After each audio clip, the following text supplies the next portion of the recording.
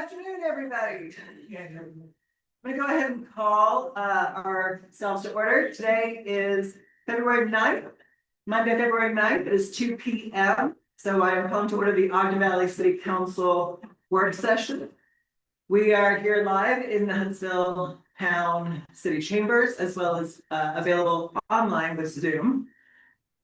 We will go ahead and get started with the Pledge of Allegiance. Please stand if you are able. I pledge allegiance to the flag of the United States of America and to the republic for which it stands, one nation, under God, indivisible, with liberty and justice for all. We will take a few moments for silence.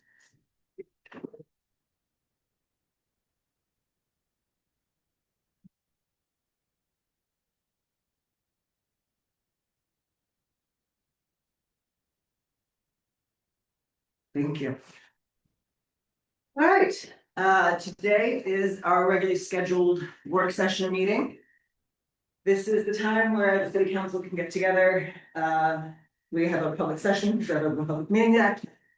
We don't typically take comment from the public during this because it's the time for the city to get the business done. However, it is up to the mayor's discretion and we have a pretty light agenda today. So if there is something that people feel extremely passionate about, I'm open to hearing those comments. We're gonna get started though and go through the agenda first before any of that would happen, if that's all right. So starting right off the bat, we have a planning update. This is kind of a regularly scheduled agenda item every time we get together. Just so that we're constantly being updated throughout the time that the moratorium is in place. So take it away, our planning council members. Oh, we're going directly to the planning part. That is the very first Okay. item on the agenda. Well, okay, that's great. Yeah, update on the planning. Peggy, you fill in as far as anything I miss on this. I think the best way to give an update on the planning is to say that things are going ahead great right now. The processes are in place as far as applications going into Weber County and then them distributing them in the correct manner to our contracted planning group, which is JVB.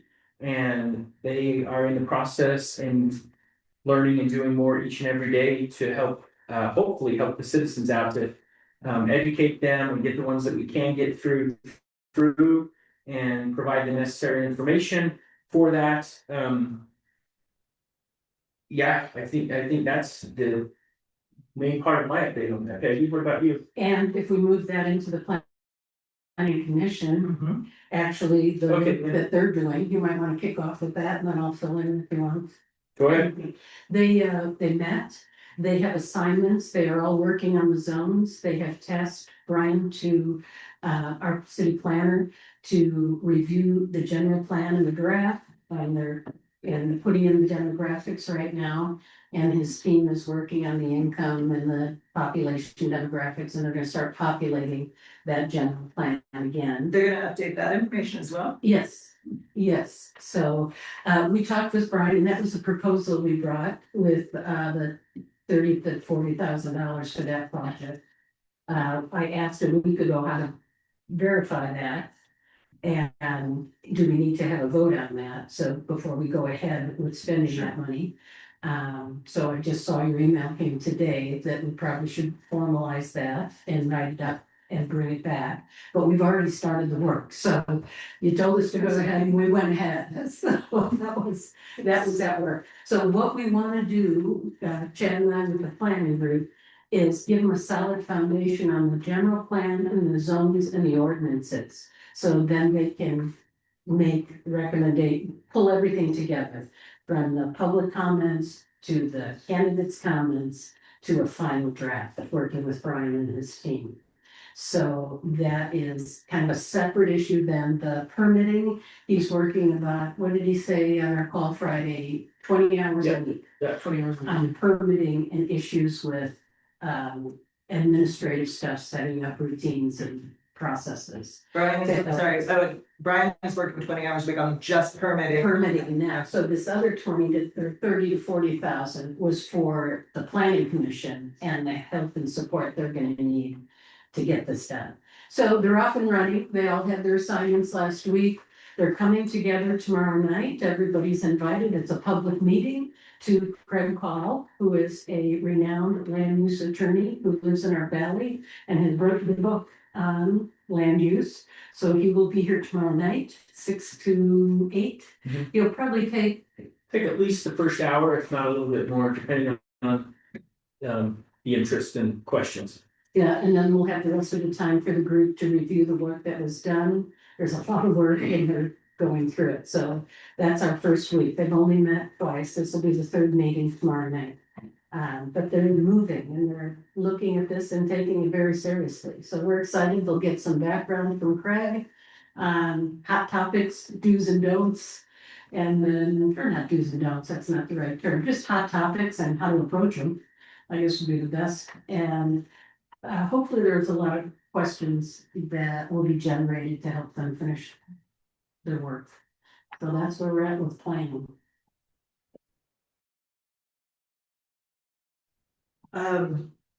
Is there going to, like, do we have an idea of what those hot topics are?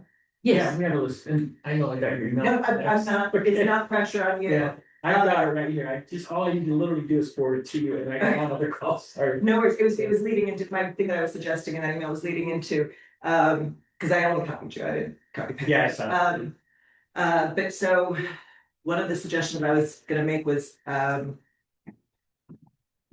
because we are looking, my understanding, because we are looking, we need to adopt a general plan, and we're looking, that's kind of like our initial based off of the previous one, but then after that, within the first year or so, we're interested in creating a whole study to actually do a proper study as a general plan to update. So what I had was emailing was making sure that we get clear on what a class 5 city is required to do for a general plan. And I'm not entirely sure whether the demographics are part of it, maybe, but I'm not, I don't actually think they are. But it's possible they are. So it's about getting clear on just that so that we don't get too gummed up in that first initial one, because we are gonna do a full. Correct. What? And the team understands that, our planning commission understands that, because of the grant, the down road, we have money coming in to help assist that. But we don't know that yet. If we get money to come in to assist us, that would be a good springboard. So yes, we are just looking at that and taking that one draft that was in there and moving it forward. So we have to have the planning commission's first step has to be to present recommendations for the general plan before they can do anything else, as I understand the law. So they have to have that first, then while they're working on ordinances also. Yeah. So they're doing, they're simultaneously doing a couple things. Absolutely, I just, cause, there are things we're exempt of as a class 5 city that our previous general plan has included because we were a county, we were unincorporated part of a county, that are not actually necessary requirements for a class 5 city. And so I would caution so that we don't end up spending any paid consulting time trying to figure out updated figures for something that technically we don't even have to include in that first one. We can include in the second, more thought out one, but that first, that's the one, that's all I'm trying to caution. Do you know what those are? Some of them, some because I went off and spent time trying to put together like water conservation, new language on that, because that was something that was made mandatory for counties and larger cities. I knew it was mandatory because we were part of the county. Turns out I spent a bunch of time on it during the interim, and class 5 cities are exempt. So there's a couple of things like that Okay, that we just don't need to spend any paid consulting time to do. and hopefully our planner will know what those are. So I think an email to the. I know, county Well, no, I'm will gonna forward this through to him, make sure, Oh, I'll get with perfect. Brian, yeah, sure that he's Yeah, doing the And the research only on reason I'm it. bringing it now, even though I emailed you, was because you mentioned demographic information. I was like, that might be one. so like, rather than pay for them to do it now, we'll get it done in the second. Absolutely good to know. And we're starting on the maps and some other things that we have to have for the city boundaries. So yes, that's good. We don't want to put time and money into things we don't have to include. So I have one other question, and it was in our last meeting. Let me real quick before we go to that one, so just to reemphasize that, I mean, I think sometimes we get talking and then as we're. The general public, if they're not haven't read up on the prior general plan, we're not reinventing the wheel, I guess, is an important statement to me, is when Mayor Wampler's talking about going up, it doesn't mean that we're starting from scratch with the general plan. We're taking a very well put together general plan that's been in place for 20+ years and then revised over time, and we're gonna take what was there and build on and create a new, I don't know the correct verbiage for it, but create a new general plan. But we're not reinventing a general plan. We've got a very well thought out framework that's been put in place by many of the Valley residents who had a lot of time put into it, a lot of study on it, and it's a very well thought out and put together general plan. So I don't think the gumming up part is going to be part of that. To your point on the other things that might help to not allow that to happen is very relevant. Yeah. So those are the things that we'll definitely send over to Brian and make sure he's aware. So that's not slowing down. Yeah, I don't know instead. Yeah. We'll pay for it the second. Yeah. So that's a very good point. Yeah. My other question was, my recollection of our last meeting, when you presented the 5-month plan. Is that at the end of that discussion, and my recollection was the $30,000 to $40,000 marker was a floor. Cause I've recently heard you refer to it as the price, and I thought that in that email from the planning department was that's based off of not fully grasping the full amount of scope of work, not fully, it was kind of very loosey goosey, and it was like, it'll start approximately at this. That was the way I remembered it. I could be remembering it wrong. But I get concerned when I hear the price is 30 to 40, but I was like, well, that was the floor of the pricing. That was the range of that, and there's So no no more, more. because no more. Okay. That's my understanding, but I will nail that down Okay. with them, Well, because Yeah. the Sorry. range was, the range was 30 to 40, because they didn't know how much work they needed to do. Right. They hadn't been able to get access to those drives yet. Yes, which leads to that next part, which was at the end of that discussion, I thought I remembered. Now that they had access to all the files, they were going to come back with a more detailed plan of action. Oh. And so my question was, had they done it? Okay. Okay. Yes, Nor did I request that, excuse me, Kim. Nor did I I, think Brian was on the call at the time, but I could replay it. yeah. Yes, Peggy had asked Thursday for guidance on how to advance this. When I did, in terms of the financial protocols and procedures and review. So I did some research. I wasn't available over the weekend, but I did some this morning. And the good news is this follows under the general service agreement with JUB. The work order goes almost like a mini contract. And so I'll work with you after meeting with our finance team about what would be the expectations in terms of documenting that kind of spend. So we'll make it easy. We'll work on it this week with you. Right, because we need to put that in the budget too, and we need to figure out. So. That along with the sorry, Tom. Are we still on the subject of money? Yes, yes. within the planning. Right. Always on Right. that. We're still in the Right, planning. so my recollection from the same meeting is we had a conversation about the cost. And I agreed with Chad and Penny that this is a first look without really understanding the scope, they're not gonna be able to say. I made the comment as a person who has done this type of work in the past, that I think that it will be somewhere between 30 and 50. But totally dependent on the scope of what Brian and his team actually have to do for us vis-a-vis the general plan, the land use codes, and the zone. So I came out of there in my brain with a probable ceiling of 50, just because I'm the one who used that number.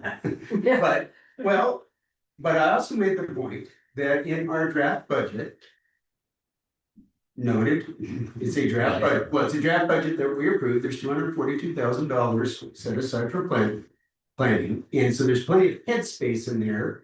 With the caveat that as Peggy and Chad work the work orders and get more and more fidelity from Brian Carver and what the work's actually gonna be, they can dial in the cost of doing all the support to the planning commission and us on all the soup to nuts things that have to be done. It ought to be less than 50, but until Brian's able to come back to Peggy, which I guess we're gonna ask, we're not gonna have that number yet. So give them time, give Peggy time to go back and say, Brian, based on what you know now, what do you think the cost gonna be? And include in it, the communications people that I think when they're working. I haven't heard from them. I was gonna email them today again. They did not get back to me with that bid yet. That's the. Landing group. And I'm a little disappointed they didn't. I'm waiting to hear from Jenny. I'll shoot her an email today, but we'll see about that piece. Just one more thing on it. Chad and I had an email over the weekend. The way JUB gets back to us, what they've actually spent is Nate for JUB sends to me and I'll send to Chad and or Peggy. The bill for all the work for the previous month, so. So all of J. All of JUB's work, and it's broken out by the 3 engineering account codes that we as the city use, and the 1 or 2, I don't remember how many are planning. And detailed down to 2.5 hours on excavation permits in my case, so we'll have that level of detail. And then Peggy and Chad will track against the task order, here's the work, did they stay within scope or not, so that's where we are right now. Yeah, and we haven't broken out this project with Brian and we need to. Have a separate Have project. a separate project code, so we're talking about that now, how to separate to keep this going. But if you want me to come back and Chad to come back when it's at 30,000 or 40,000, then maybe we need to keep you abreast, how much we're spending, we can do that, but it's in a month out. So what you'll see when Chad and I get it is the invoice for January for JUB. And then it will be X number of thousands of dollars for the 3 engineering accounts and Y number of dollars for the planning accounts.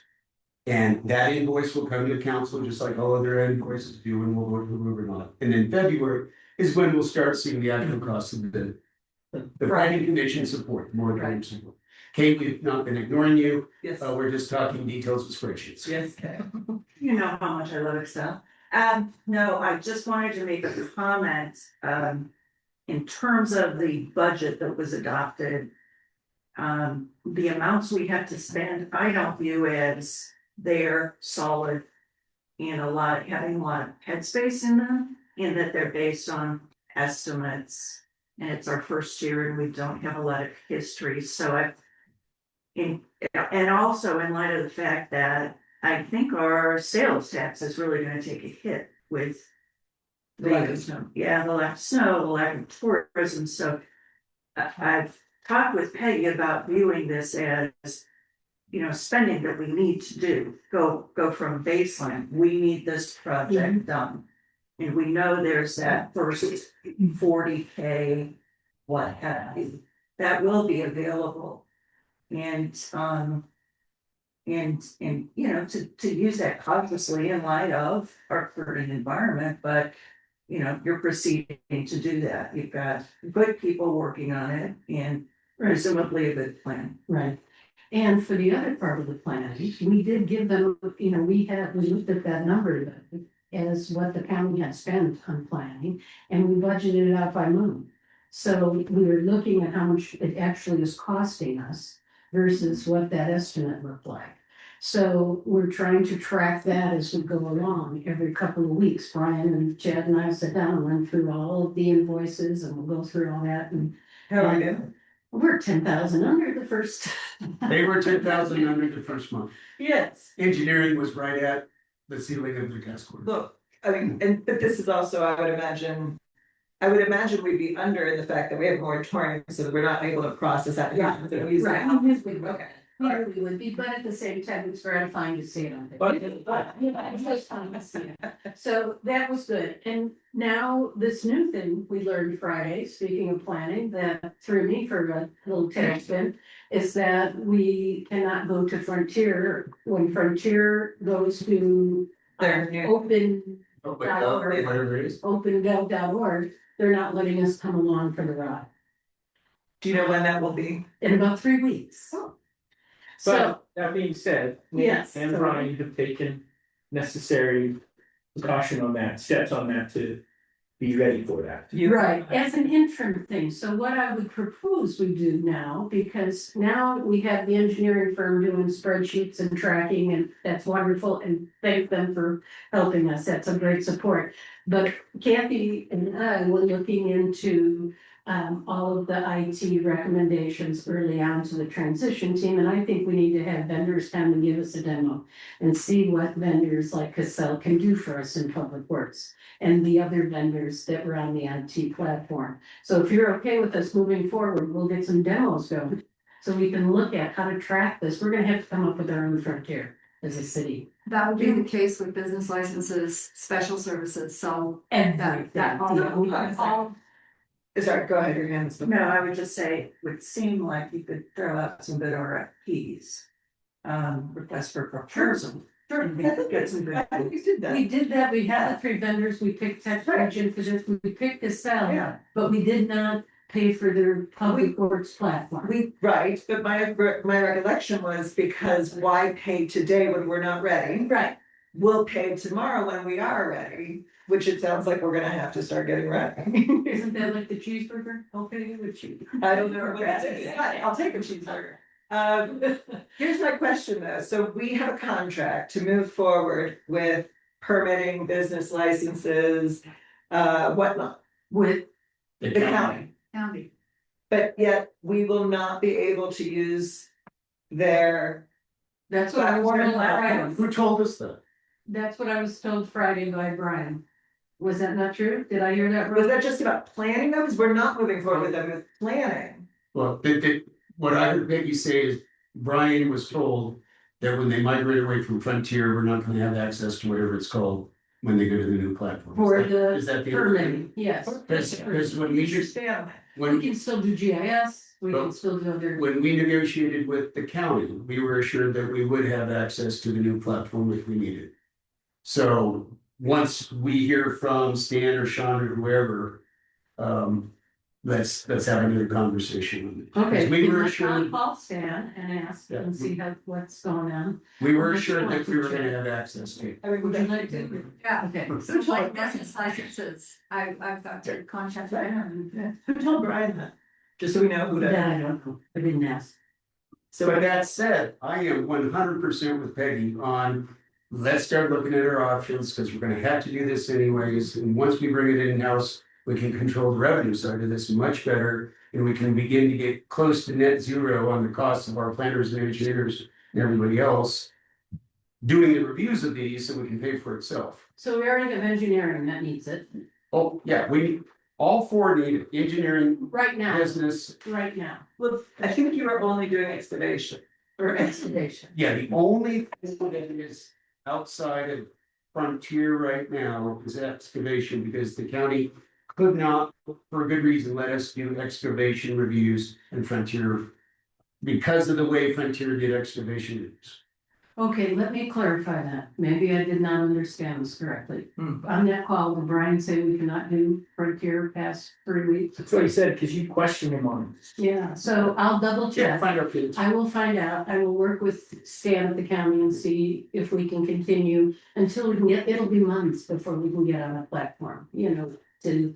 Well, Take that's this. gonna be a problem. That'd be a Well, Brian didn't sound like it was gonna be a problem, because Frontier is just a form of software to organize the process of putting these things through. And they have a process in place to take care of that, both Nate and Brian, through whatever their process is. Yes, I think internally that they're aware of what they need to do. And they've assured us that they can move forward with it. His one thing was, once we lift the moratorium, we need to have something in place for that, because that's gonna flood things, but he says in the interim, they can take care of the amount that's coming in. Just a question, where will the community, where will? Yeah, that's a good question. Anyway. So- Yeah, Before, you know what I don't wanna do is I don't wanna go too further down the road without first getting clarification. Yeah. Because I will do this that. is very different information Yes. than the meetings we had before, and so it's possible that there's some nuance being missed here. Okay, I will call Stan and find out if the definitive answer for it, Kathy. for all of us. So we did do our plans for this, and we did choose Cassell. Yes. Their stand-up time is 9 to 12 months. So we could look at the other vendors and see if they can do it faster, but I just wanna set expectations It on. was 9 to 12 months. That's why I was hoping to do it, start it in December. Yeah, I can, we're working with Casell directly. Yeah. And we're a favorite client of theirs in the sense that they put us on a fast track. Is fast track 9 to 12 months? No, absolutely not. We're getting training on it and it's being implemented right now. That for accounting. Oh, because I have a different amount of software. It's totally different from Yes. land use planning. Well, Yeah. that's not a marketable product. It's called Public Works. Yeah. The Casell. They offer tons of different packages that you can purchase a la carte or whatnot. I didn't realize 9 to 12 months. was- Right, so we need to move forward irregardless, if we're with Frontier or not, to get some demos and see what it is. You've got a grammar check.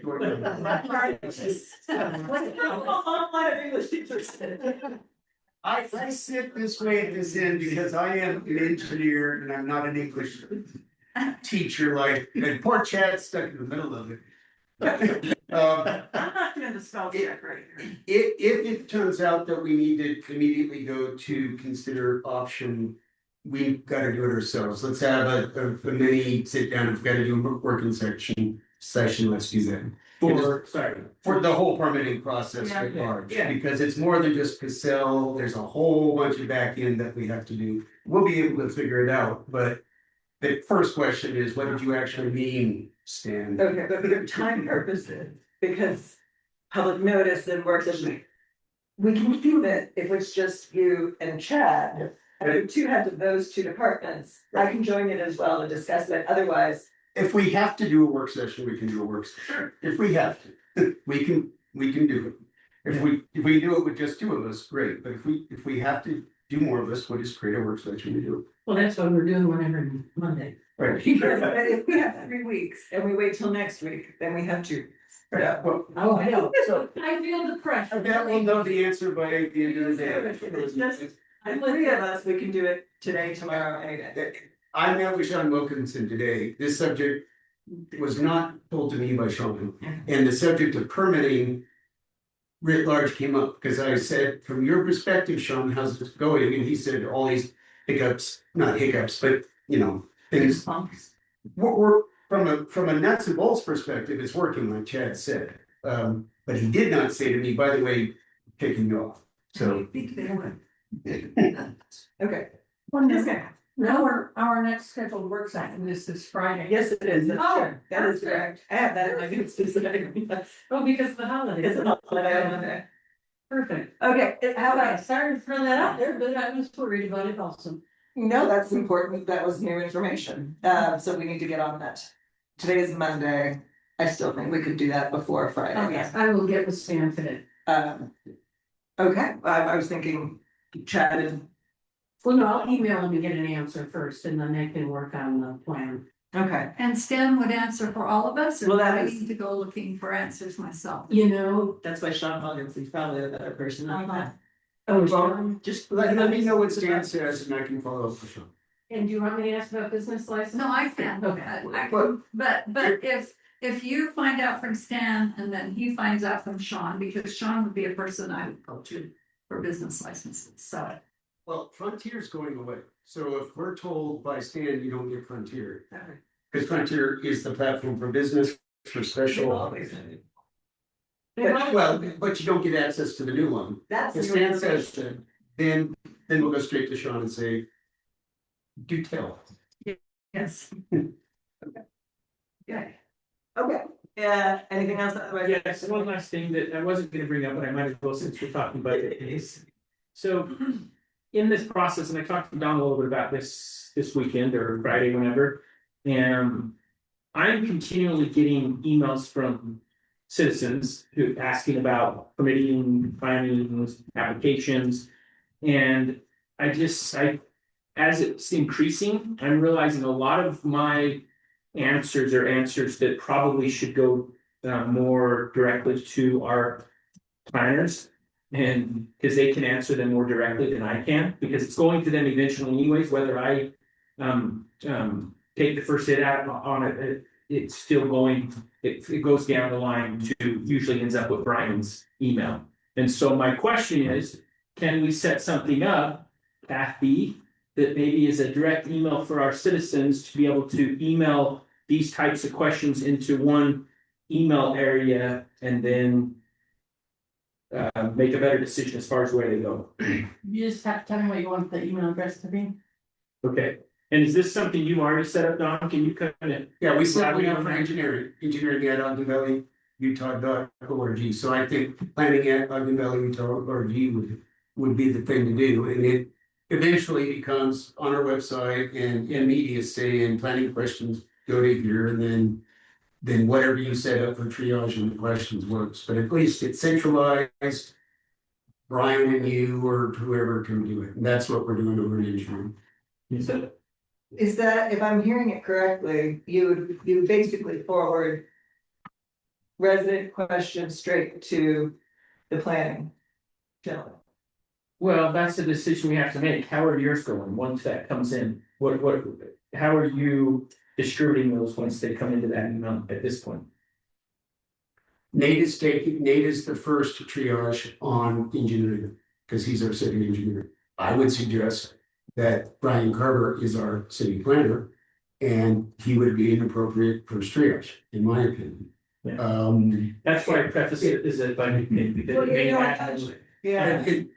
And the reason being is he's our city planner, one, two, for quality, for no other reason, because of the depth and breadth of the type of questions we're being answered right now. Consistency of the answer would be managed by Brian, I think, best, and then as necessary, Chad or Peggy or whoever can see the rest of it. These are the types of questions that are coming up. These are the planner approved answers. Yeah. If you get questions, and this is how we should approach them. We're paying the guy to be our expert.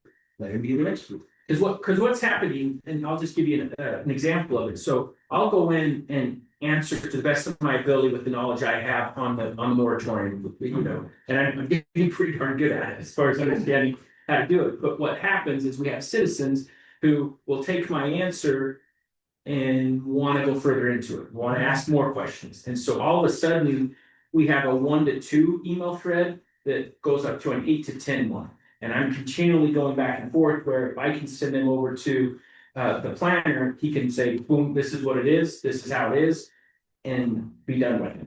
So Mike, I'm just gonna, because I was trying to get in with this, but and then I'll go to you, okay, Mike, so. I see both sides of the argument in the fact that number one, we're a volunteer city council. That was, is technically supposed to be part-time, which is, there we go. It's absolutely not. And we have no staff, right? Unlike other cities or whatever, there's no staff to do or field any of this work for us. So it's all of us, right? So I can understand the realistic and the professionalism of turning it to somebody, okay. However, I've experienced a lot of questions, like even today during office hours, of people coming in with a planning, permitting, or moratorium question that I can answer for them, and we don't have to charge the city the hourly rate of a professional planner to answer no, just because you haven't approved, you've got approved water rights and water things. That doesn't exempt you from the moratorium, right? Like, that's an easy one for me to answer. I don't have to pay Brian. Yeah, and some of those might be the case, so it's a really good point. But I see both sides of it. Yeah, so what we might want to do is with that email is bring it in and have the first line be Peggy and I, and she and I knowing that it's coming to one thing, we will be CC'd on it, and if she deals with it, great, if I deal with it, great, if it's something that can be done the way that you just explained, excellent, we can take care of it and save the city money, but if not, if we foresee it being, or if it goes down 2 or 3 or 4 email thread back and Where forth. it's like really getting. Yeah, then it comes to the point where, one, I, like you said, I'm not getting back to it sometimes in a timely manner, and that is a stress of mine, because I'm out working and doing my normal job. Versus someone whose eyes on it says, oh, I can take care of that. I get you, okay. This kind of goes back to a discussion we had 2 weeks ago about getting a reasonable tracking process going so that you don't have to answer each and every one of those calls. I developed this form, which is circulated, and we can do it again, that asks for all the data that would be relevant to someone's planning questions. So Chad doesn't have to go back and forth with email, hopefully, if the format is complete. And then to take it off your shoulders, you can start seeing the pattern of questions you're getting. And either have, the automatic answers that someone can send. And then elevate the more complicated questions to outside people. You could also assemble 1 or 2 volunteers to screen that. Maybe every 2 days, they screen all those questions that you're getting flooded with. And be able to direct those appropriately. It's too much for you. I don't think it's too much for one person to try to get all those questions, and each of us. And do we gather the same information? Do we answer it consistently? Do we have a record? Right. And so I think with some modifications, we can work together to get the monkey off your back, your front lawn. And also to get a pretty simple process to get things elevated out. To Brian. And if people are asking similar questions. Oh, yeah. Even if they're slightly, it would be nice if we could kind of collate them so that we could then put them in the paper, because they might answer a future person's question that is basically the same issue. Yeah. May or may not end up fully saving that next caller, but it's possible that it could. It's interesting. I was hopeful that after the first wave of 10 days or 2 weeks, people would read, understand, or the word would get out, but boy, we're still getting questions left and right. And I think it's increasing. And also people who don't live here and are not aware of a moratorium or what the process is. They'll send emails to all of us. Mhm. There was one woman who did that this morning or over the weekend. So, Oh, sorry. no, so I'd like to work with Chad to develop that and see what would be responsive to what he's saying and all of us are saying. I'm not sure if you're talking about the same email, but I got an email on building permit that came to me. It went to Dawn, me, and Valley Folks. Is that how you saw it? Here's another odd thing. Valley Folks is not a city email. Right. Right, It's the email on the Constant Contact newsletter. yeah, but I am Valley Folks. Yeah. Okay, Yeah, so Constant you- Contact. that's how you saw it. Yeah, yeah. Asking, and so I tried to answer it with the knowledge I had, which I shouldn't have, because there was more to it than my answer, and I CC'd it to Chad, so it would be nice to know 1 point, because it wound up with Brian. Right. Which illustrates my point. I think Brian should be, and we need to not be afraid to spend money wisely. We've hired an expert planner. He doesn't need to answer everything, but he should be the focus of, so that if nothing else, because these are the types of questions, these are the right answers, city council. These are the types of questions, these are the right answers, and I think that's the way to do it, Chad, like you and I were talking about the other day. Well, because my view on this is I just think I lean more towards that, at least for a a trial on it, whether we want to say, let's give it a month and see, and if it's outrageous, the amount of time he's spending on it, and as far as the cost. I think that would simplify your good intentions as far as doing a form, and I just think that complicates it a little bit too. And I think we can simplify it by directing it to one spot and just seeing if he can take care of it. Here's, now, we know, Dave, if I may jump in, I know we have said this, the website is coming. And you know, it's not a lot, but we've gotten very close. We could do it, instead of the paper, we could do frequently asked questions on the website. And have the, like you've done for our initial blast. You know, just have And some all the above. frequently asked, yeah, and then it can go in the paper if that's an option too.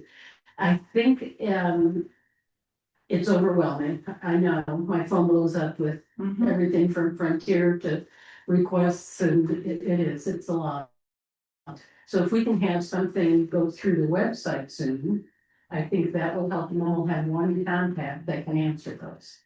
I'm gonna go to Kay and then I'm gonna wrap this up because we have gone well over our time here. And we've gotten a little off sterling. It's all good information, but we do have an agenda to get back into, so okay. Brian's already working 20 hours a week on this. 20 hours on permitting and then separately the. Yeah, so that's such critical work. And also, we're all experiencing frontline questions that are pretty easy. So I think. Yeah. I think the point is some. I would really look at an internal triage, not Chad alone doing this, or at all, just a team that can meet maybe twice a week and look at all the questions coming in and making sure, let's answer what we can and refer the rest to the experts. Great.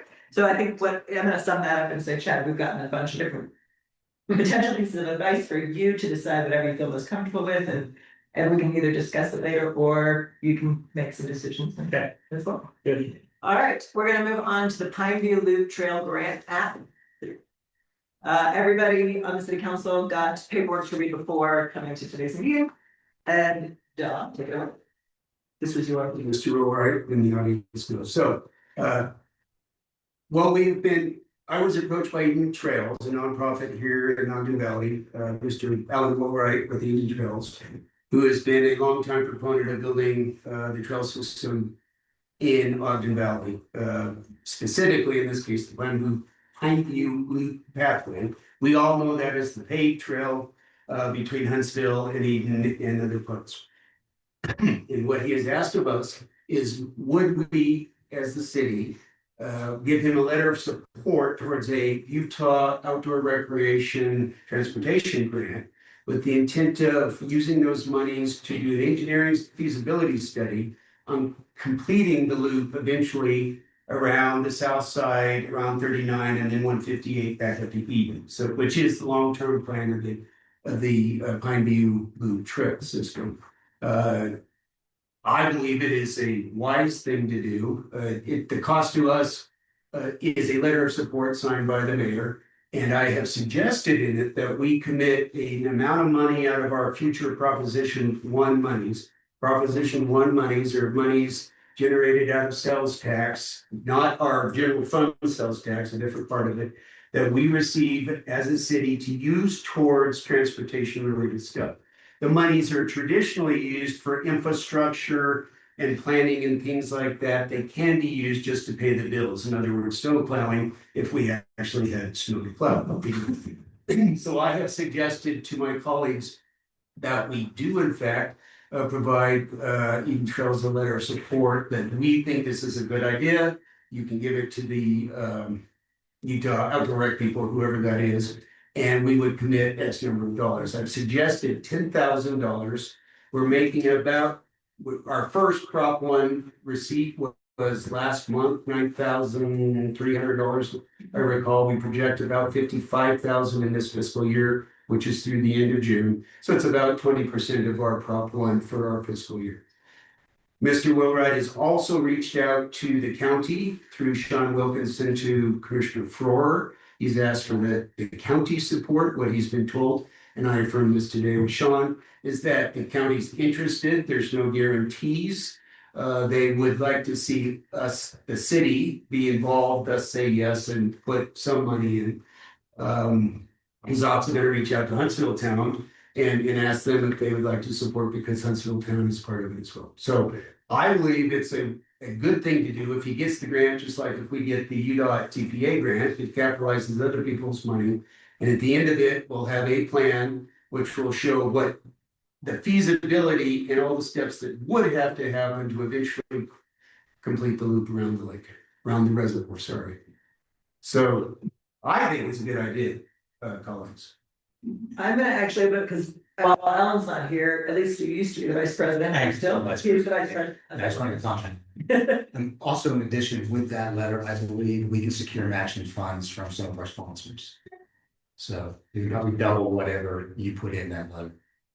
Private sponsors. Private sponsors, exactly. So I think it's really good. One, it supports our general plan. Clearly in the general plan is having active transportation euphemism for bike trails.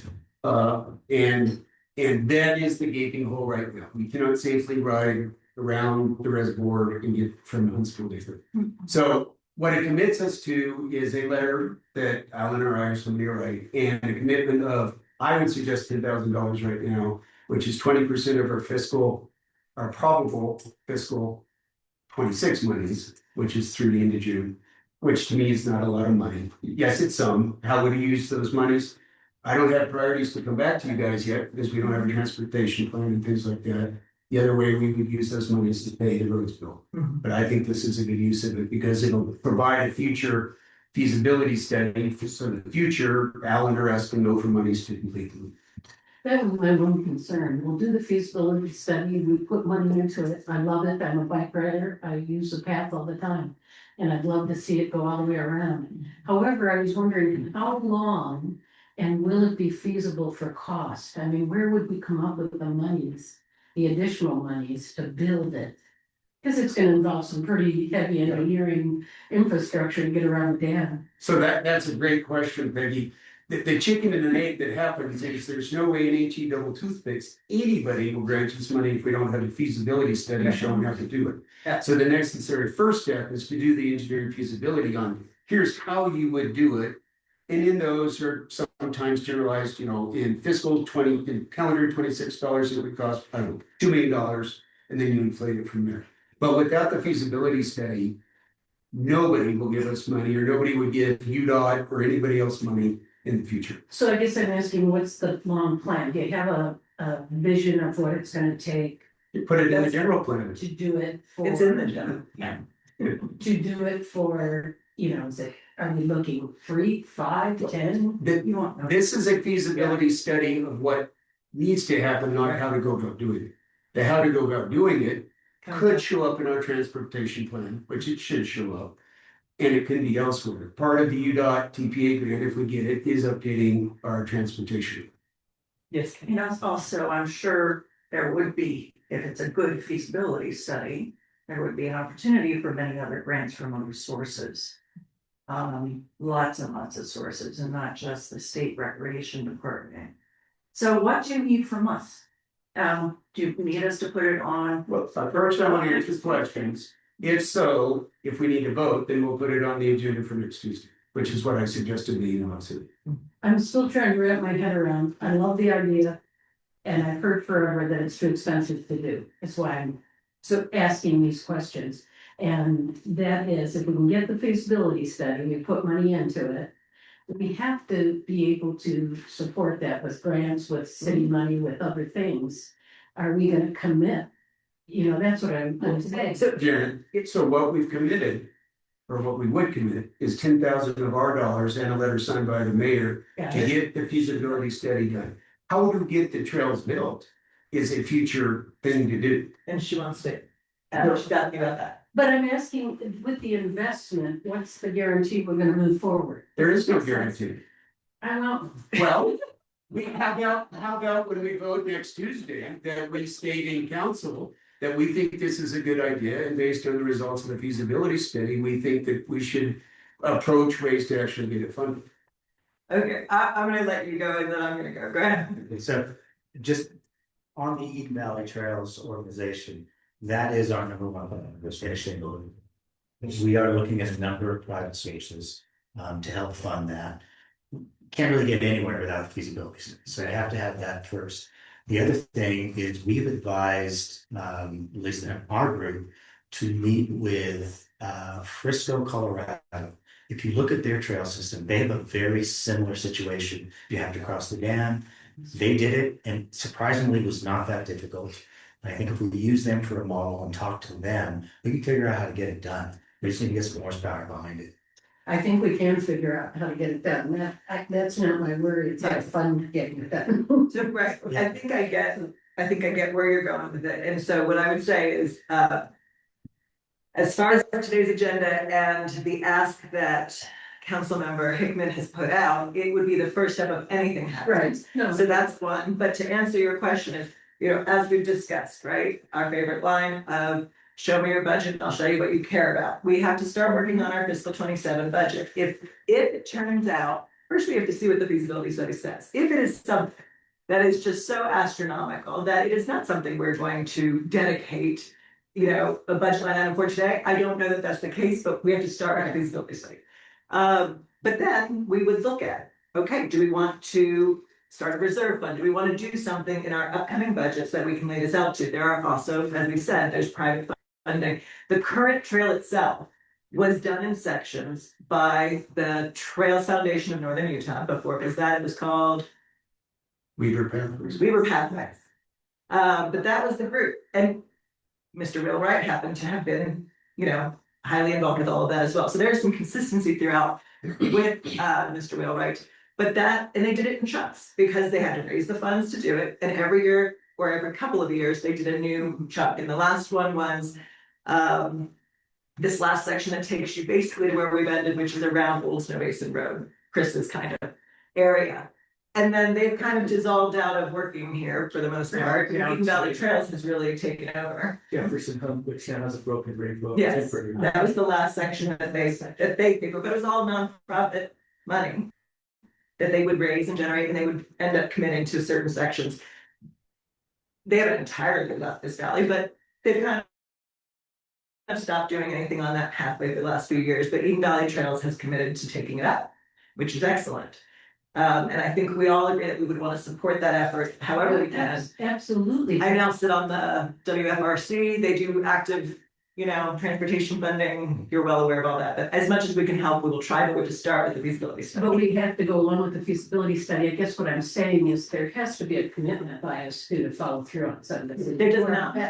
Yeah. Well, for me personally, I feel like if we're putting $10,000 of our money into something, we can't do it without saying, this is something in our vision that we're looking for, is connectivity on pathways. It's in the general plan, Yeah. it is, but if the feasibility, my point is, if the feasibility comes back and it is so out of whack, we don't have to then keep going. No, I get it, but I guess I don't wanna throw $10,000 away without some understanding, is all I'm saying. I support it. I'd love to see the feasibility study. I'd love to see what's happening. It just was a question in my mind. I don't wanna have it just done and put in a drawer. I hate things indoors and it's I know. probably you and I are on the same sheet. So the general plan, one moment, the general plan has it right now. And we'll continue to keep. To a certain extent, and we control the general plan, the transportation plan, which we inherit from the county, may or may not speak to it. It is. I know, but we're gonna get money on the Utah TPA grant, hopefully, and this is the chance to explicitly say, this is our highest priority, active transportation, and we're gonna put the city council behind doing this. That's how we'll do it. Okay, I'm all in on that.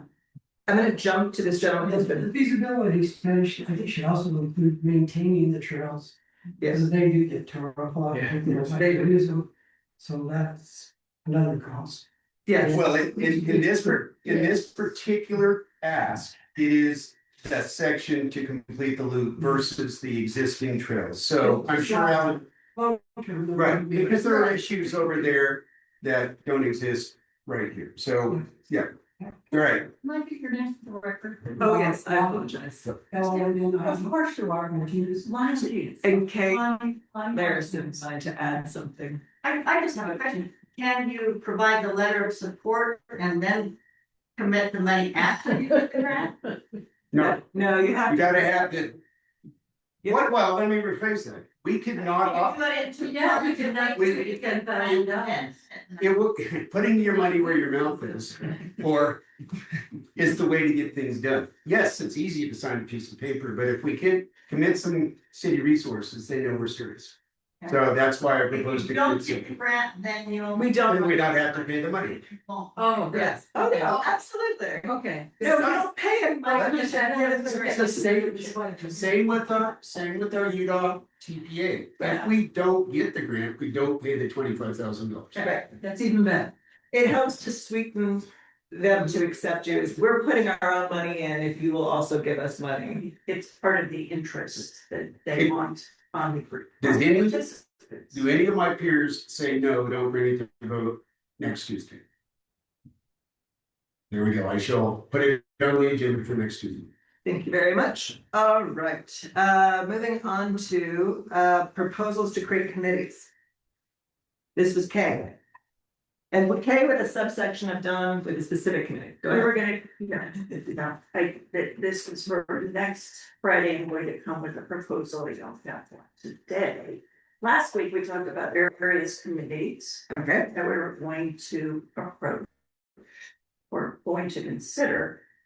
Now, I think, let's identify what committees we want going forward.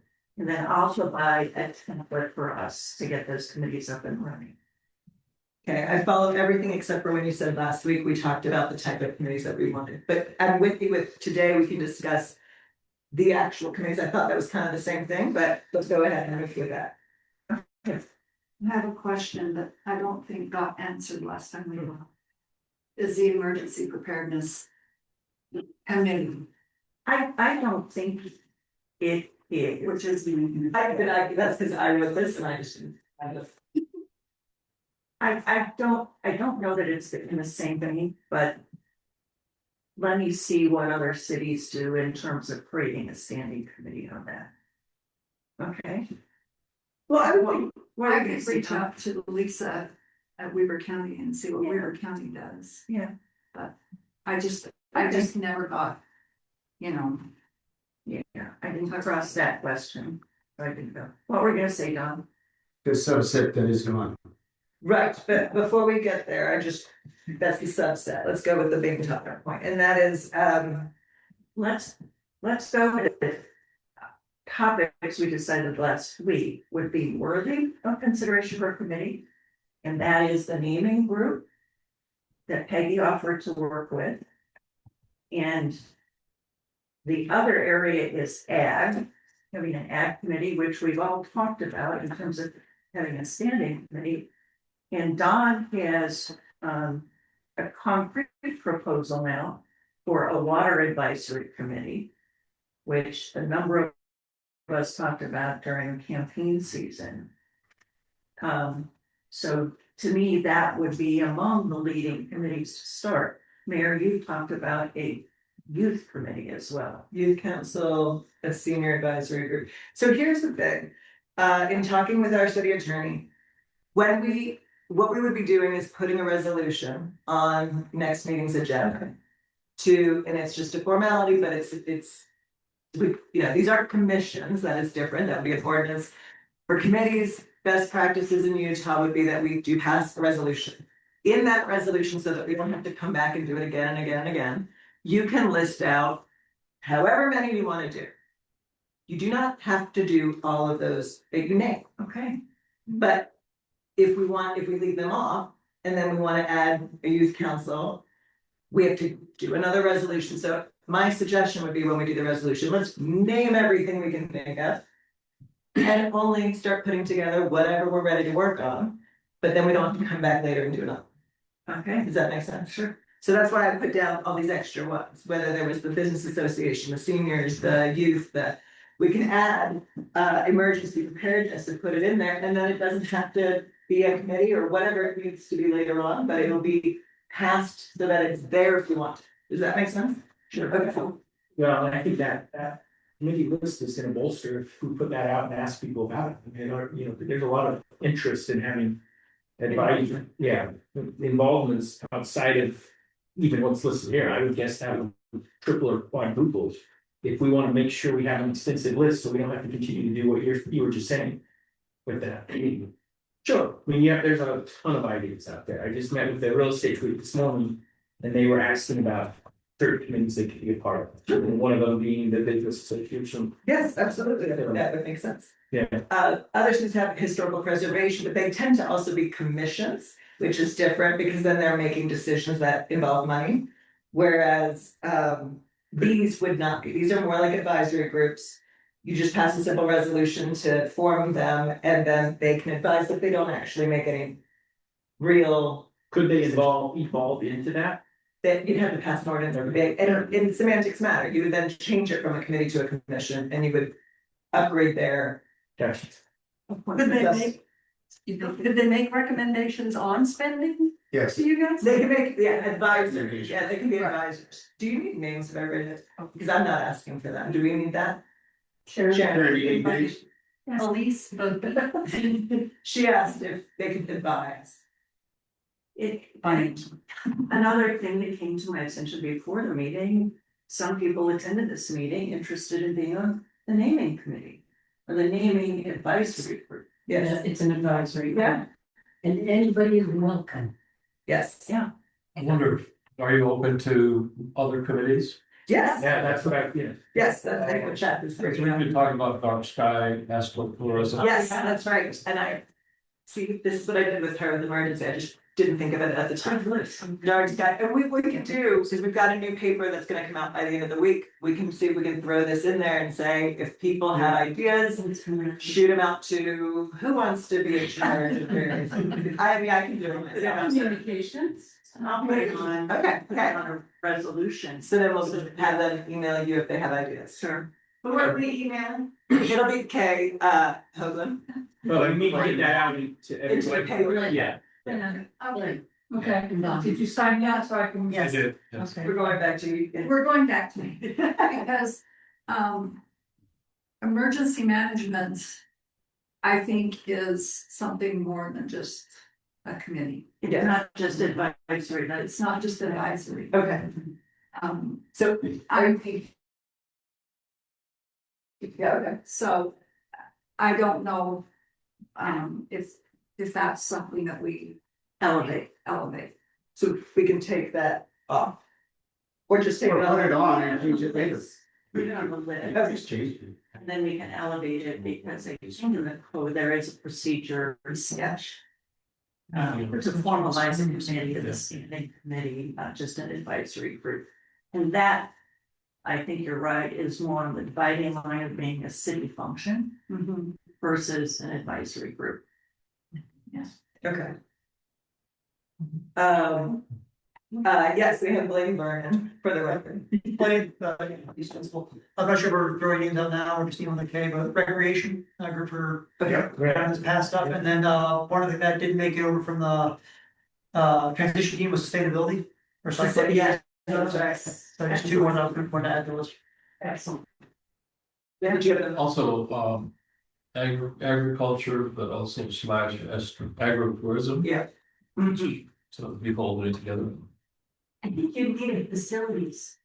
A facilities, Serve future. a facilities, Future spaces. I like it. All right, so at this point, what I'll do is close extra commentary because we will open it, hopefully we'll put it in the paper and let everybody keep kind of, as it percolates, send it on in, and we'll go straight into the Oh, subsection. before you do that, Janet, what are you putting it under, advisory group?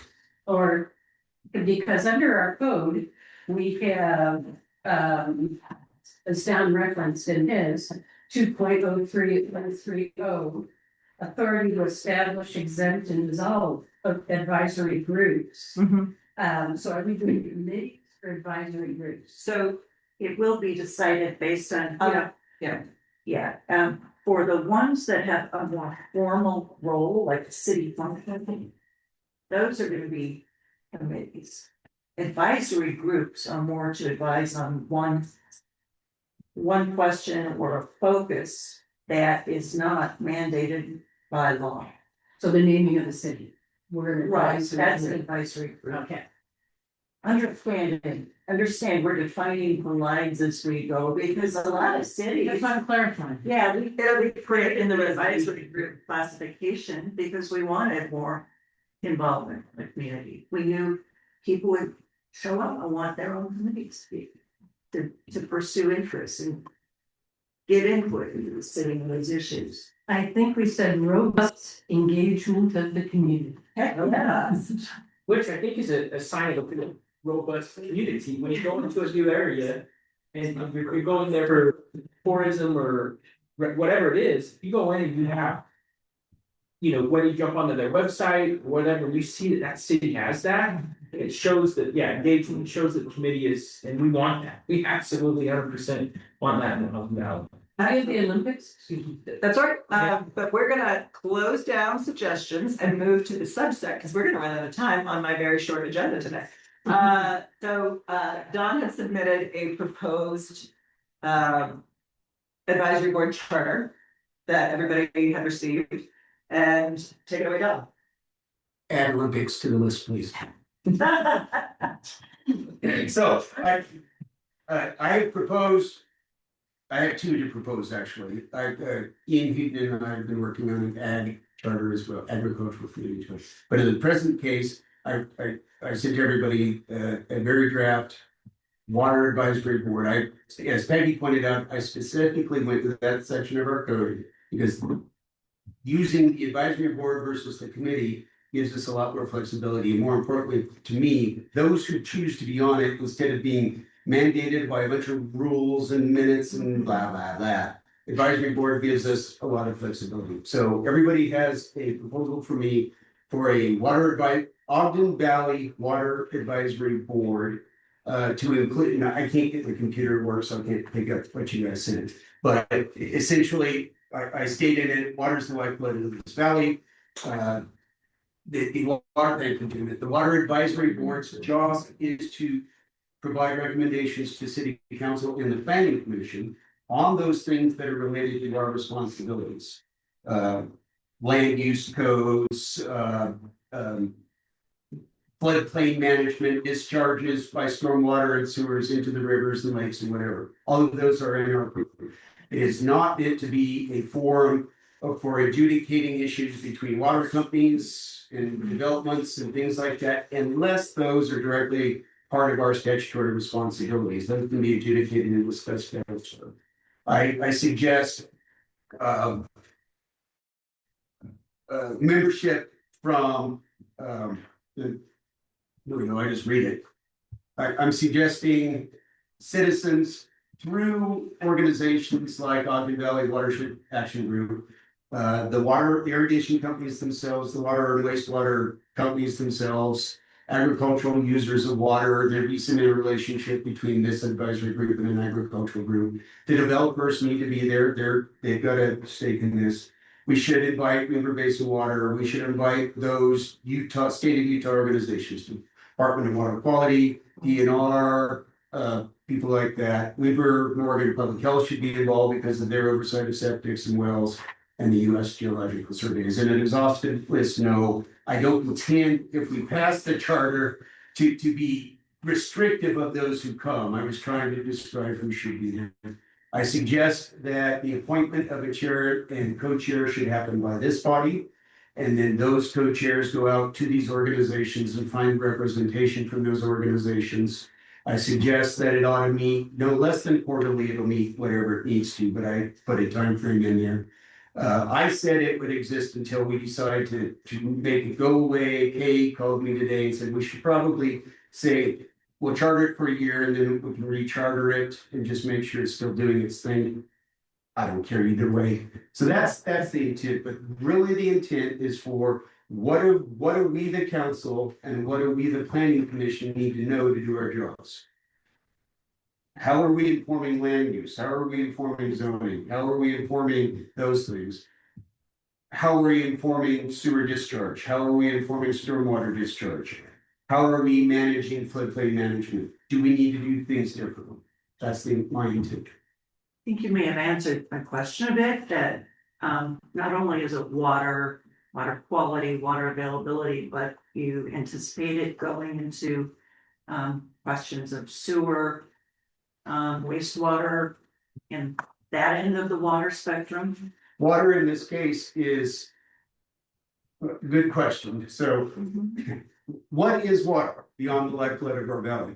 It's that river right over there, it's that reservoir right over there, it's all that little bit of snow we have, it's Middle Fork, it's Coldwater Canyon, it's et cetera, et cetera, et cetera. It's all the groundwater underneath us.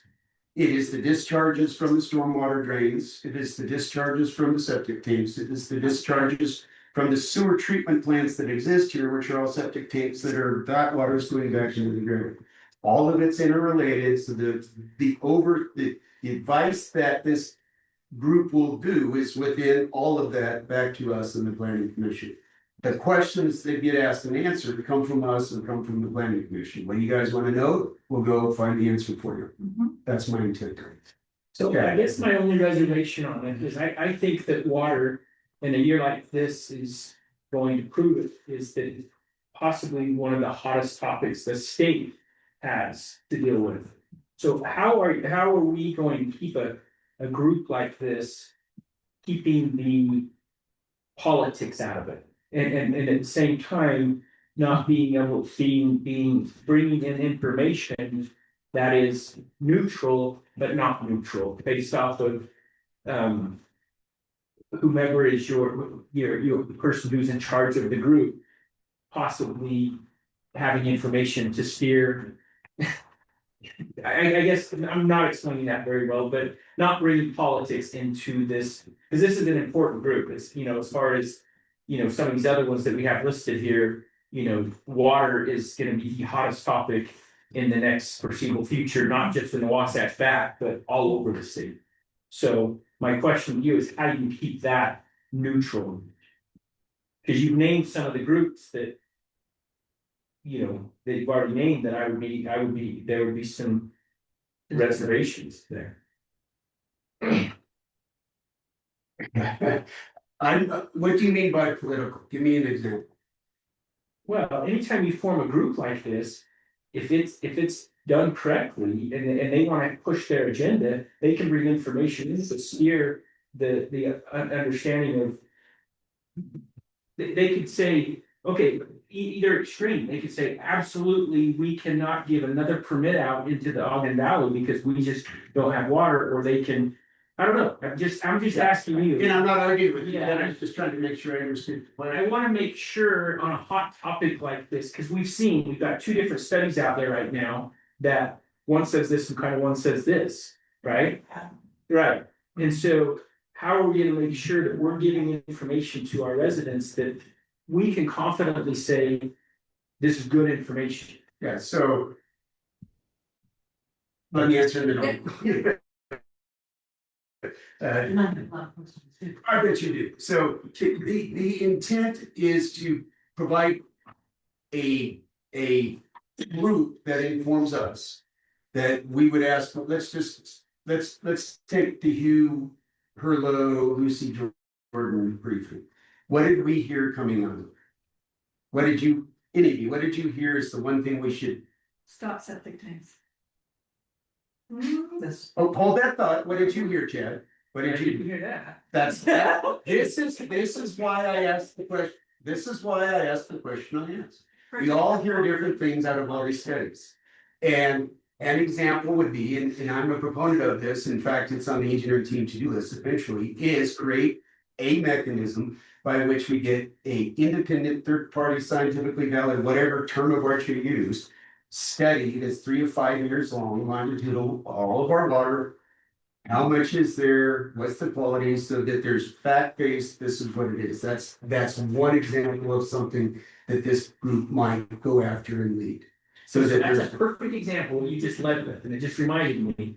So Tia's thing she got out of that was no septics. Okay, I didn't, but I might be biased because I sat in a few months prior to that. Sat in a meeting with the Morgan Weaver Health Department, and they flat out told me septic tanks get a bad rap. They are not as bad as what they said, and the technology going into place to help with septic tanks have improved so much that you could argue they are better than So, sources. so the reason, for example, the reason Weber Memorial Public Health would be a member of this is so that we could say, what is the ground truth Yeah. of the technology? Because there's a bunch of people out here, there may be people out here that say septic tanks are bad. What's the reality?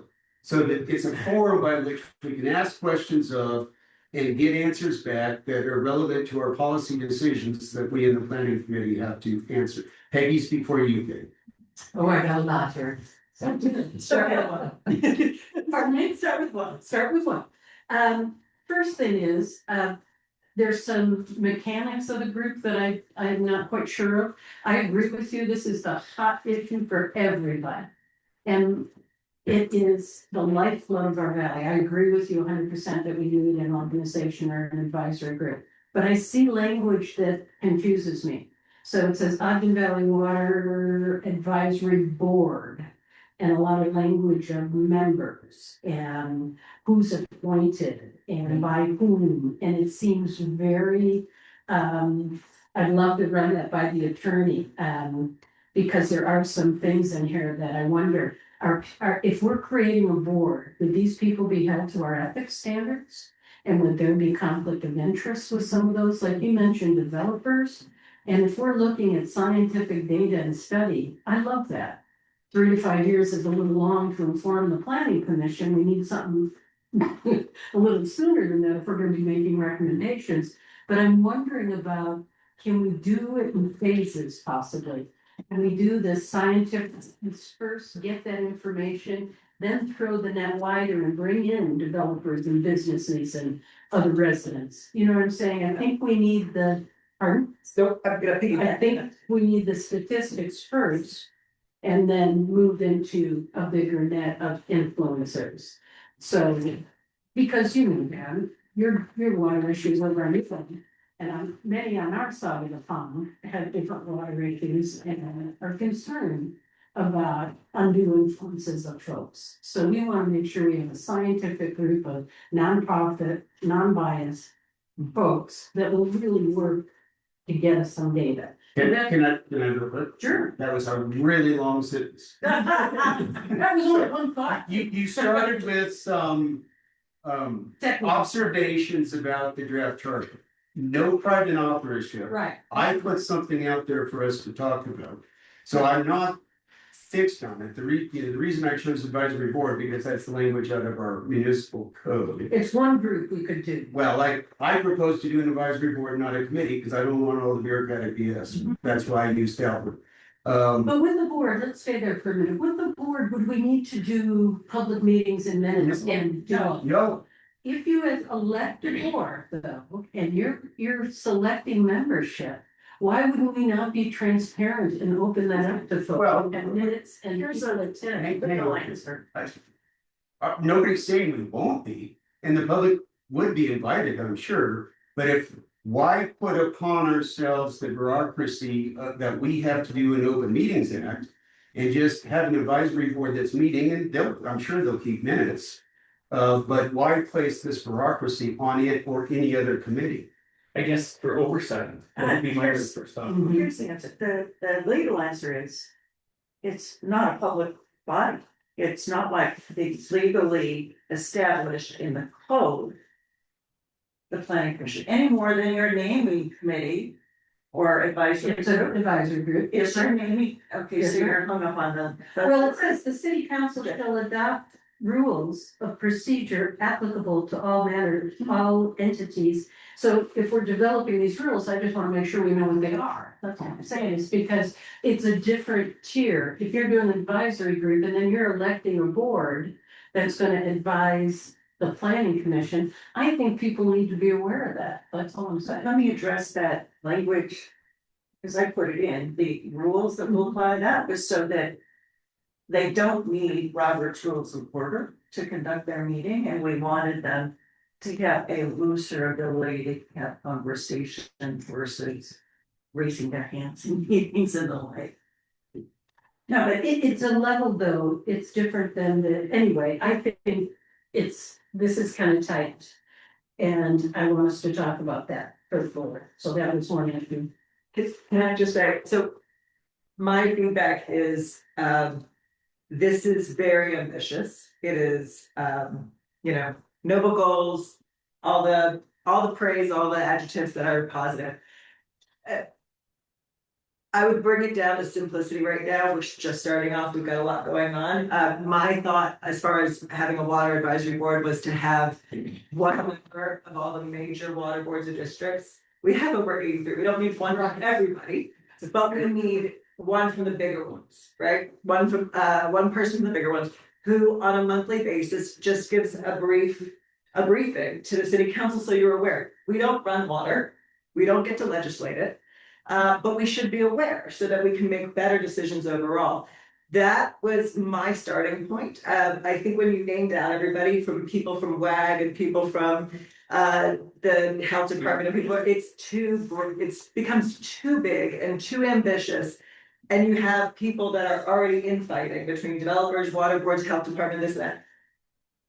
I think we need to start by just advising the city council, what is the state of the water? Who has wells that are going dry? Who has wells producing less, but you think you know why? Who is being sued and needs to raise the rate so that we know we need to time a new fee or a new tax because they're already having to pay this over here.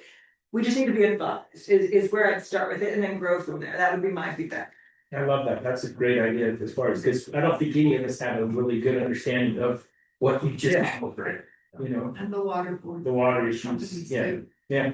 And I would recommend just a little broader than that because there's so many differences. You have the large water companies and then you have the people with just a single well in the yard. So if we could get a sampling of folks with water companies, I think that would be good. And start there, and then I would go for that study and let's get the valley together on what our actual status is of water and quality. And let's really get a good baseline so we can make good decisions. I think the fact that we all sat in the same presentations and had different recollections of what the bottom line was shows there's a real role for having, maybe it's not the full panoply of interests and experts, but having some people who are experts in the area participate in this group and not just the local water board people. Because what I found in the Department of Water Quality presentation, if that's what they're called, State Geological Survey Group versus the 2023 study is those studies are actually compatible. They're not contradictory. Those people could probably be fine working towards some advisory groups about or advisory positions on how do we view questions about water that come before the city. And if we don't get some kind of expert voice on that panel, you'll have the planning commission making decisions without seeing that with clarity, how those two plans, how those two studies relate. And there's an important role for that, and I hate to see us say, let's wait till the next 5-year study. Because by then it will be out of date. We have actionable scientific data that has been made available, and it would be a shame not to blend it in some way for this advisory committee. I'm confused on, you guys keep bringing up the planning commission. What do you expect the planning commission to do about what? It's in here that they advise that. I know, I understand. Yeah, I'm just so saying, it's because it's in here. Utah separates this and water. Based on making decisions, which I think is important. I think the concept is important, that they should know what the state of the water. That's why I think we should be advised. Yeah, to make good development decisions. They cannot. I think, but we have to know what's happening with that. But it's set up in a way that so how something could get denied is from the water district, not from the planning commission. Got it. But did we not hear from Weaver Basin Water that they would like us to have an ordinance that speaks to use in development, future use of water in developments? In landscaping, Yes, Would that not go to the planning commission? So that can be part of the planning commission, yes. That is water related to the planning commission and the land use code. Yes. Is it not? It is strictly within landscape and there, it's already in there, but yes. Oh, but so the planning commission has a role or some touch of water, period. Yeah, Yes, yes, thank you. Kirsty, yes. I also don't want us to get into a position where there's homeowners without water. So we need to be cautious and we need to know what's happening in our valley. This is why I believe we need the water Yes. board and districts to advise us so we know, but understand, we do not have a municipal water company. I understand. So that if developers can get water somewhere like they have been, Right. even if they're being sued or suing water companies, we can't deny them and not get sued and lose because we do not control water. I understand that, but we wanna understand the water situation in the valley as we Yes. look at the valley and look at developments. I think it's important. So in addition, I think I would merge your and Kay's idea, have a few experts on there and the water companies and advise. And so that's where I saw the role of this committee is working with the experts in the water company and then advising the council and other than, it says the planning commission, but however we want to do that. But I thought of it as a different type of function than so structured like this with the board and members and. What do you, go ahead, Tim. Yes, yes. My question would be, if we merge them together, how would we choose the professionals, the experts? Like there are more than one, how would we choose them? What would be our basis of choosing them? And how would we choose if you wanted a person's well represented, how would we choose them?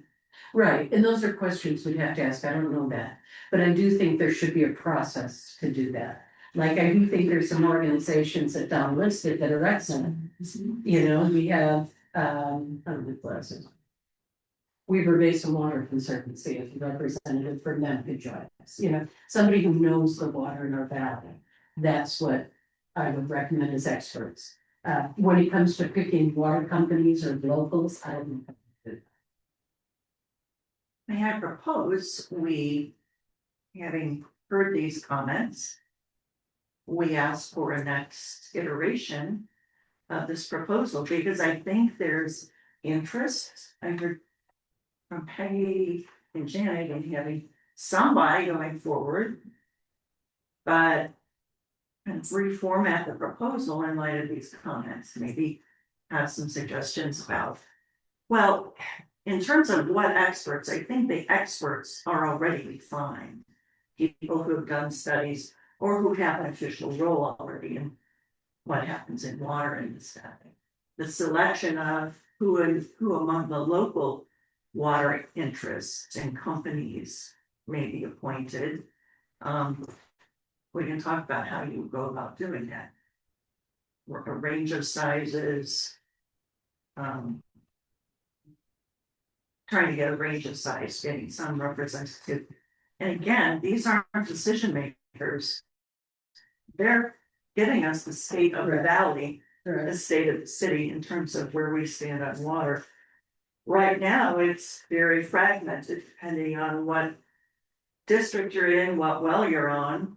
And I think this is an attempt to get a broader understanding, a more organic understanding of the entire valley as it stands. It can be modified, like I said, there's zero pride of authorship. I was getting a conversation going. Peggy, you know, this is mechanistic language from a retired colonel of the Air Force who put something on paper to get a conversation going. I would be happy to work with you on this, if you're open to that. Absolutely. You Absolutely. know, I think we have a potential gold mine to get some great information pulled together with a group and advise. It doesn't mean, we have to be clear, it doesn't mean that we'll follow any recommendations, it's advisement and it's information that's shared. The council makes those decisions, you know, but I would love to have a group that shares their expertise and makes this in layman's terms, understandable for us. You know, the studies and everything pulls it together. I want to pull the Chad thread a little bit more. My colleague and friend Chad, you use the word politics. What, help me understand the concern. I'm not saying you're wrong, I just want to make sure I understand what. You seem to have some concern about something that I put on there, and I want to understand it. No, I think it's more broad of that as far as looking at the whole state right now. You know, all you have to do is go to, you know, Oh, yeah. JSL.com, and you'll see 2 or 3 different articles in the last month that one says this and one says that. You know, and you got a governor who's saying, save water, save water, save water, but at the same time, you know, build. Right. So, and my point to that is, if you're not careful, you'll get that same infiltration into a advisory board based off of what possibly a few individuals want to see. You know, And eventually, those of us who receive the advice or the recommendation or whatever, are gonna have to be able to filter out the truth from incorrects. That's the But also, commercials I have. also the point, I think, is there going to be diversity of interests and opinions, which doesn't need to equate to one's incorrect or the other. It's just part of the picture of the water situation in the valley. And it's good to know different perspectives, not just the scientific, but the interest groups that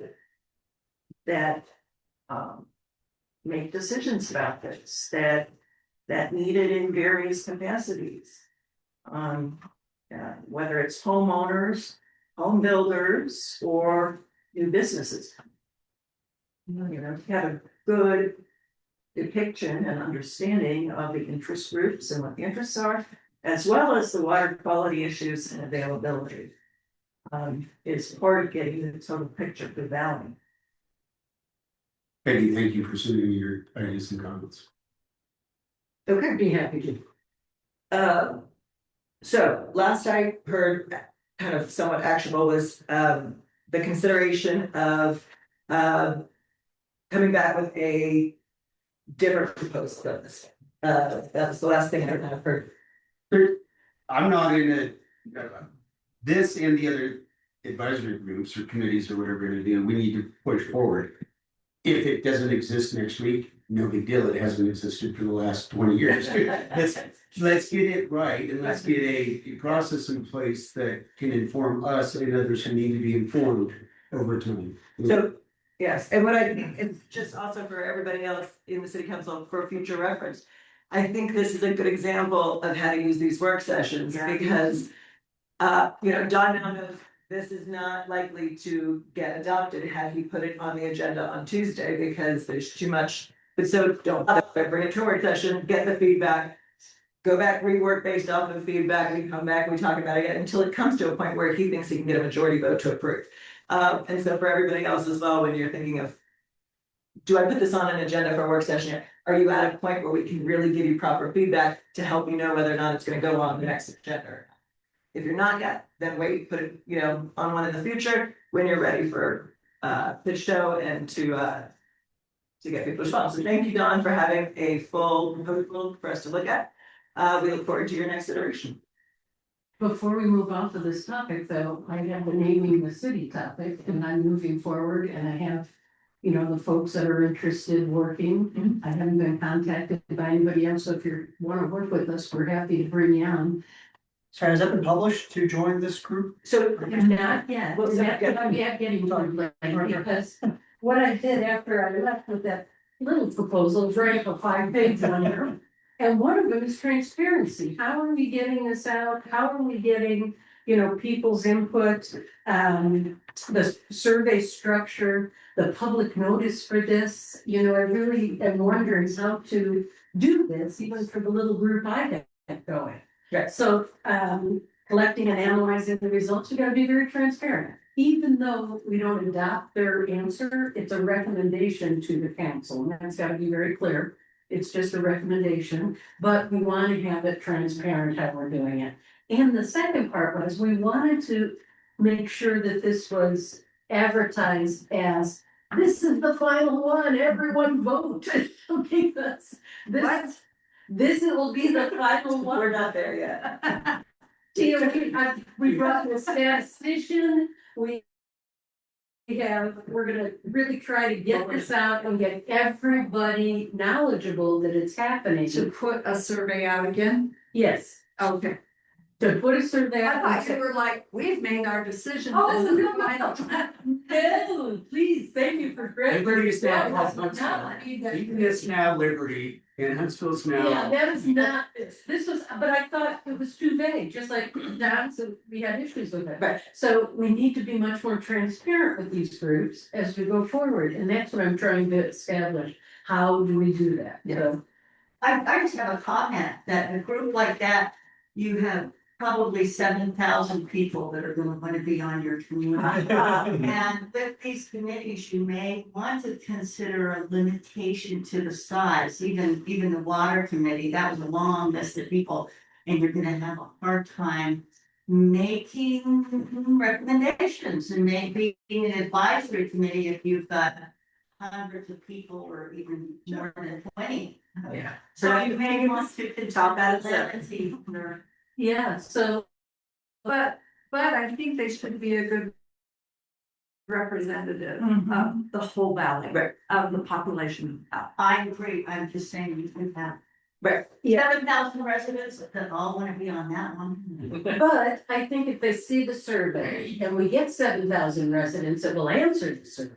That would be that's where much we're going. better, yeah. That's where we're going, is to get more people, so how are we gonna be transparent and get it out there, how do we advertise it, what do we do? So I just thought, and then we have to share how we collected and analyzed it, you know, there's pieces that we have to do to be transparent. So it wasn't just yours, Don, I went through my own too, and corrected all the things, so this was just for me. I was gonna say, I didn't see anything about this. Yeah, No, this was just my outline, but what I'm saying is we have a lot of work to do as we put together committees and kind of guidelines on how we operate, from naming committees to water committees. So that was, it was a personal thing. For the committee. Okay. Anything else about these two committees Well- or anything else? Ian Putin and I have shared a agricultural advisory board draft, early draft. That I will share with you guys. I literally just got words from you, but so we're all the same infancy level. We gotta make sure it's right and do the right thing and understand what we want out of agriculture to inform our rules. So. Yeah, well, in that regard, I can tell you what I'd also like an advisory on that in terms of, some of it is just feedback from our farmers and ranchers, large and small pond. What are the challenges you're facing? Large farmers have different challenges than the smaller farmers. You know, because sometimes it may be that, you know, that met tax is just absolutely going to make me have to sell my farm. Great, is there some way we can alleviate the pressure, you know, to our farmers about certain things? But the feedback in is how we're going to be able to know we have issues to fix, right? So, I'm not proposing that I'm in charge of agriculture. I'm just saying that Ian and I have been passing this one back and forth. I'm gonna send it to you guys and say draft. That these types of things need to show up. okay. All right, so, for everyone, so we're gonna go into, council comments and, any updates or topics that you think need to be spread within the six. But before I do, I just want to remind everybody that our next work session is this Friday, Friday the 13th at 2:00, because Monday is a holiday, and so we moved it to Friday the 13th. My understanding is it will be in this room. Yes, so we've already got this room reserved. Thank you. It'll be online as well as in person. But our meeting, the following meeting will be Tuesday. So we have a work session, which will be the final work session before the meeting. So if you have anything that you wish to be able to get on the agenda of the meeting for adoption or any of that, it needs to be to me. Before Thursday. If it needs to go on the work session agenda, I would also get it by Thursday, but the Monday I need, because I have to be able to get the packet out. Or Tuesday, What if you put something on and it said February 16th when you put it on? Cause I went on and I put for the work session for February 16th, not realizing that that will be changed, so. Friday then. Then. You know, the spreadsheet where you- yeah, I've changed It that. automatically changed. I've already changed it. Okay, Yeah. okay. So that's fine, just still add, you guys all have the link to the spreadsheet, if you guys have topics or things you wanna put on. Understand if you're putting a topic on, there's documents that have to be done, which especially if there's a meeting, there will be documents that have to be spread around. They need to be completed and turned in before they leave. Sunday's the holiday. So that's my heads up on that, so going to council members, anything that they wanted to advise everybody on, anything you need specific advice about? Or, From our, yes, Can I ask? yes, ma'am. I did send it out to everybody, but this whole surveyor question that I About addresses. addressing, Yes. I put that on. Mhm. So what kind of documents would you need for that? Because that's not an ILA that we have with Weaver County. So I spoke with Sean today on that subject, and Sean's like, Brian Carver and Nate, or just me, I don't remember, who've already reached out to surveying. And they're like, yep, and we can help you. So, and Sean, yes, county can help us, so we can talk about it at work session on Friday if you want. I don't know that Nate or Brian's gonna, I think it's Nate who's got the action. I don't know that we'll have an answer, but I gave it to the city engineer oversees surveying, and they've been told to come back to us with here's what we propose, here's the problem, and here's what we propose to do to solve the problem. So if you want to talk about it on Friday, we can, or we can wait till I get something back from Nate, we just do a thing. Well, I think my question is, do we want to hear from Weaver County? Brett offered to come and talk to us about addressing. Do we want that? Brett Bagley, that is Weaver County surveyor, offered to come and talk about that. On Friday, is that what you said? Just whenever, during a work session. I don't know that we're there yet, so the surveys are, Barry brought that up to me back when we were doing our maps and everything else with them. And you know, he had said, so who's doing your addressing, which mom's like, what's that mean, you know? And it was very fun, pithy conversation to the point where I said, no. And so when you brought it up, I was like, oh, yeah, conversation, but I had asked, I said, would you guys be doing it? And he was like, I do not believe so. And so if it's something we need to look at, but I was in the impression it's something that our engineer, that we're going to be doing. So I would say before we invite people to talk, we find out more information so that we have an educated. And then the right thing to do, maybe have this individual from the county, along with Nate, say, here's the problem, here's what we recommend you do. So let's wait till Nate gets back to us, Okay. and then we'll go from there for the recommendation. Anyone else? I'm going to update, we have our finance team back and filled out a bit more. And we're meeting this week to go over drafts of financial procedures, procurement procedures. And a refined division of responsibilities. There were such things as, how do we pay our bills? What checks do we use? Are they Costco or from some other banking entity? So that will be some pithy stuff that we'll bring to you on Friday. If any action is needed on Tuesday, we'll get clarification and it can help you all with your proposal as well. Okay. I got one quick update in case the. I have one quick personal point of order, but you go first. People who use Ogden Valley Divide, there's a triangle that's yet to be deployed, but when the divide closes and the gate's down, it will pull down and it will say. Divide closed, And why? at the bottom, on 2100, Yes. 2900, Before you head up there. the last road that you can turn around at is what it is. Yeah, I know. And that was, a woman had emailed me about this early on when we first did that, I forwarded it to you. It'd be nice to do a little article in the paper that, you know, we followed up on this is something the county did for us, or was planning to do for us, or whatever the story was, but I think it'd be a nice thing to put in the paper as an article. So Peggy, if you would, I'm certainly willing to do that, but you're the one who took the original query from the citizen, if you'd like to start that. I'm gonna pass it to Gabe to write an article, do you want to do that? Give me both myself, right? Yeah. And so this is good. Now, our problem is we don't have any snow. In 2 weeks, you guys are gonna get details on Public Works, because I put it on the one for 2 weeks from now, but Weber County has expensed approximately $140,000 in the month of January related to our roads. Very little of that was snowplow, unfortunately. So you'll see the details, but once a month I'm sitting down with them, you're gonna see the details in 2 weeks at a work session. Unfortunately, we have no snow and there's very little road plowing. But the divide is notorious for rock slides, so. Oh, there's plenty of rock This will slides, be- this but will be good to yeah, protect people. so. 140th, 2.1 million has been obligated, so to speak. Yeah. Yeah. That's it for me. You were saying, you were gonna say. Personal point of order. Would y'all be okay to try a different table configuration next time?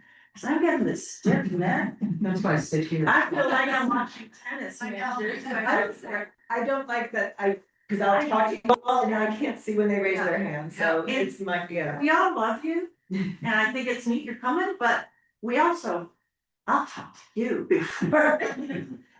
So maybe we can play around with this and get you guys around us in a circle.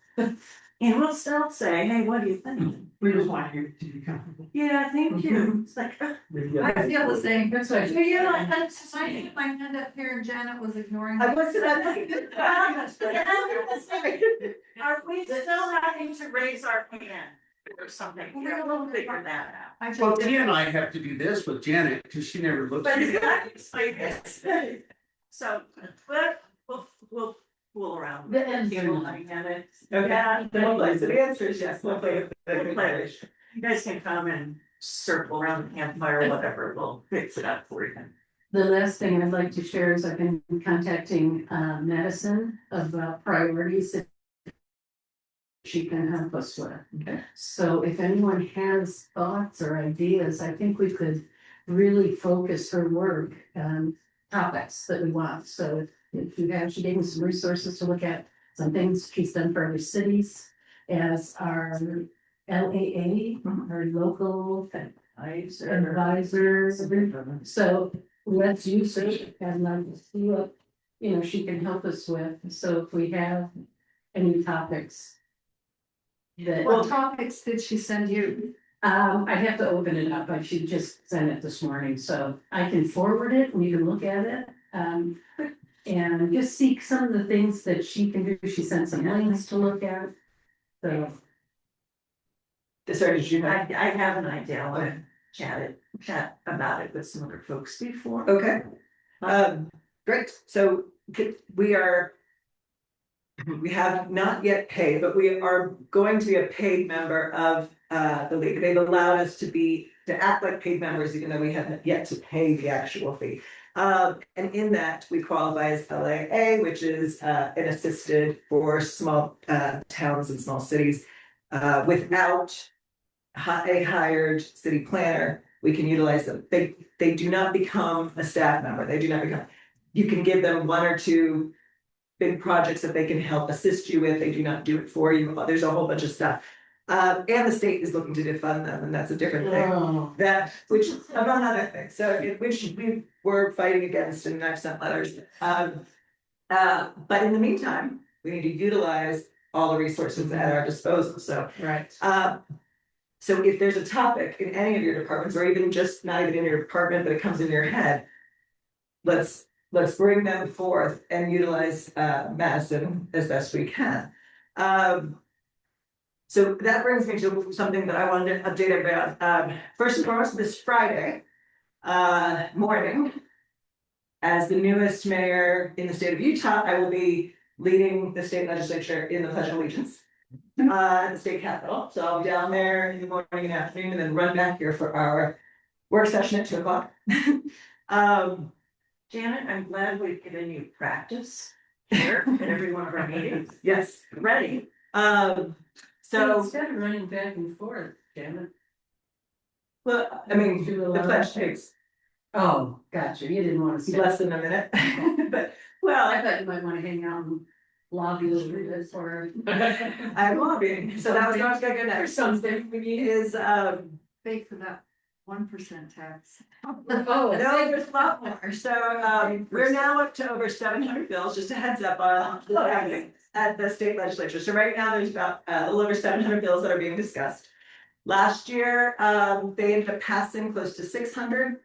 They won't pass all seven, they won't, well, first of all, you don't pass everything anyway, but. We're definitely at more bills being considered than in a previous year. And last year, if you look at last year, it was about 600, and the year before it was close to 600. So you can guess that a whole bunch of them will end up becoming law. And so, as part of the legislative policy committee for the league, I am in regular meetings about the various bills and how they're gonna affect cities and sending out our encouragement to deny, or our adjustments. For example, there is a very unpopular for municipality bill that is being pushed, and it's being pushed really heavily. House Bill, where did it go? What is it, 460, where am I? House Bill, anyway, whatever, it's House Bill, whatever. It basically limits, a whole lot of things about taxes. There are bills that are going to affect all municipalities, big or small, in a variety of ways, everything down to, transportation stuff, water stuff, tax stuff, just a whole lot engineering stuff, just a whole bunch of stuff that's going to affect us in a great way. A lot of things of the state stepping in, and there's a bill out there that would take zoning away from municipalities and put it at the state level. There's all kinds of interesting things. That if we sleep on, right. right, so, but if we sleep on it, there's 700, it's a lot to manage, and so it's a very important thing that we pay, that we do end up paying the membership due, because being a member of the league has been very helpful already. To be able to distill down, you know, we go through probably about 100 bills, but I didn't have to go through the other 6 because they don't necessarily affect the municipality, so. So a lot's happening. They have already adopted 45 bills into law, like to be signed by the governor, that have passed through. And so, but we're about halfway through the legislative session. So in the next half is when you're gonna start seeing hundreds and hundreds of bills either succeed or deny. So heads on some of that. Some of them are pretty ugly, some of them are okay. And I'll just keep everybody kind of in the loop on some of them. I have put out when certain bills, the league is okay with, because the league is really concerned about municipal control and municipal ability to say certain things. But I know certain organizations in our community might have an opinion on them. I have been sending those out. So for example, and we had a long talk about electric bikes and vehicles, right? When we were meeting about certain codes. There's a state level bill that's being put through that the league is all in favor for, because it does not remove control from the city on regulation. So great, that's kind of a one and done for the league's perspective, but it does add in a bunch of regulations about certain electric bikes. And so I sent it out to some of our trails people to say, hey, you know, if you have an opinion, I'd be happy to forward that opinion, you know, as mayor to our legislators or whatever. And I've done the same with water, some of the water bills that are being discussed. I've sent to the WAG, the OVWAG group and things like that to say, if you have an opinion you would like me to share, I'd be happy to be your voice at the legislative level. So I will continue to do that as well. Off the top of my head, that's all I've got. In interfacing with the league, do any resources strike you that we might be able to tap into? You're very busy in the legislative side. But I don't think planners, they. Well, so the Number of LAA program, one of the projects we use them for is long-term planning, things like that. Yeah, so there's stuff like that. They do not have planners that can become your plan. No. There's not that. But they're, and the LAA is one group that we'd be paying a membership into. There are two others being offered through the state of Utah, that I had looked up. And, basically that offered grant money or various, assistance, and one of them we wouldn't qualify for, the other one we would. And I think I have access through with my membership on the Wasatch Front Regional Council. So, tomorrow night I'll be at the fire district meeting, which is why I cannot attend any of the planning meetings, but, so I won't be there. But I'll be working at the fire district. And Wake Up, we recently met with as well. The external facing role. It's Busy, very busy. So, Okay. that's all I have, and then we'll be back on Friday, but do not sleep on that spreadsheet. I pull things right from the spreadsheet to put on, and if you put things on the spreadsheet because you thought you might wanna do it, but it no longer matters, take it off, because as you'll find, I will put it on the agenda. Okay. Anything else? If not, I'll take a motion to adjourn. So moved. Second. All in favor? Aye. Hi. Okay, perfect.